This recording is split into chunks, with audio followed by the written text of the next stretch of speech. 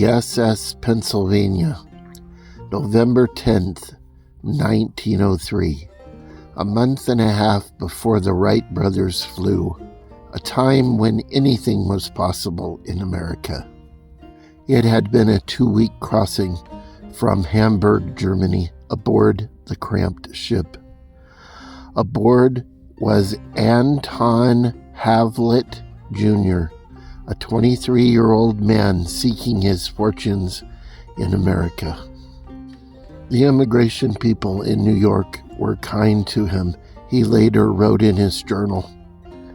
They informed him that his family had already inquired about him and that they were in Saline County, Nebraska, and they were waiting for him. Dorchester, Nebraska was a fantastic place. They were known for their 4th of July parade. It was a very nice place for a young man to be, with the Blue River, which was full of catfish waiting to be caught.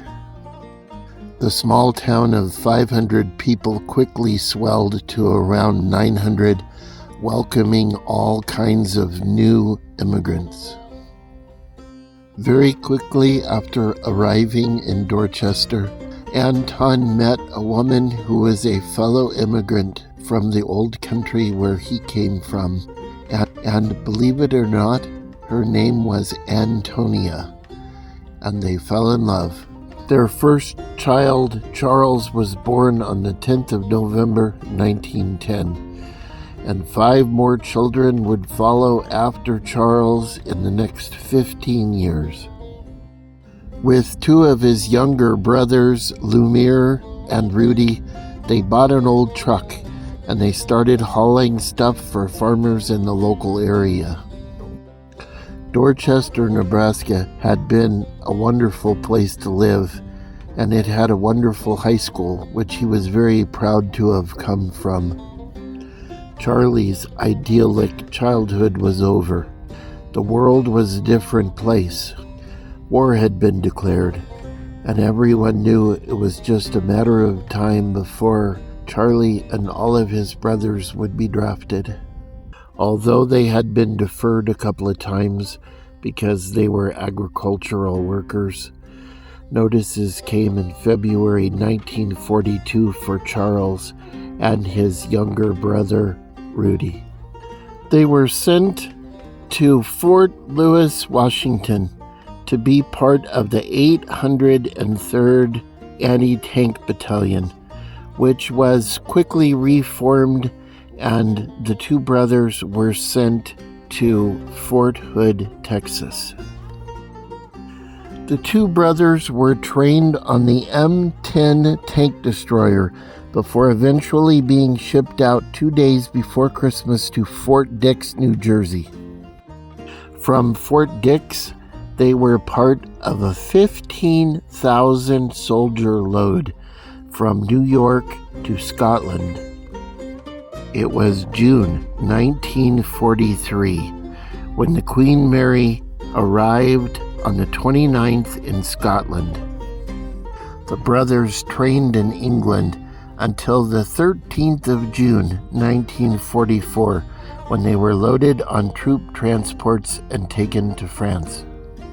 The brothers found themselves engaged in many battles, until finally they were right in the middle of the Battle of the Bulge, which they fought to its conclusion.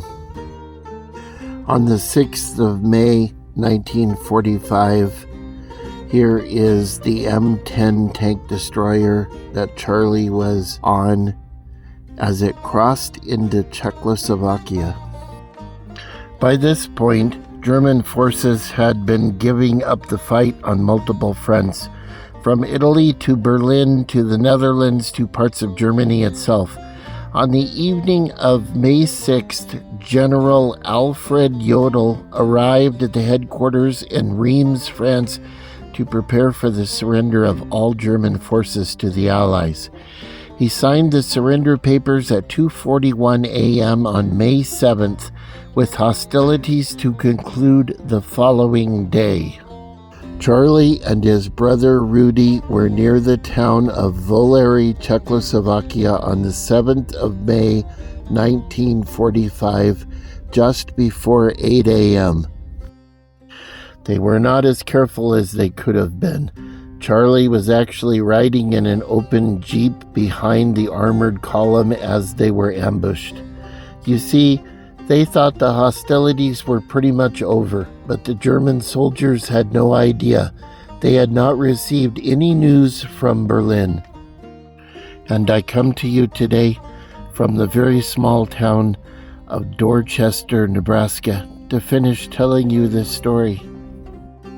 The Jeep offered no protection for Charlie, and he was shot in the head by a sniper on May the 7th, 1945. The battle raged on for about 10 minutes, and then the Germans retreated into the woods. And it was at that moment the radioman got the word. World War II was over. All hostilities were to end immediately.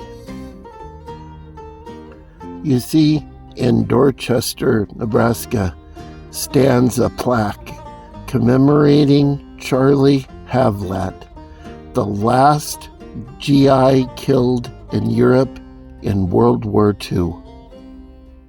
He died 50 miles from the town where his mother and father were from, trying to liberate the country of his forefathers.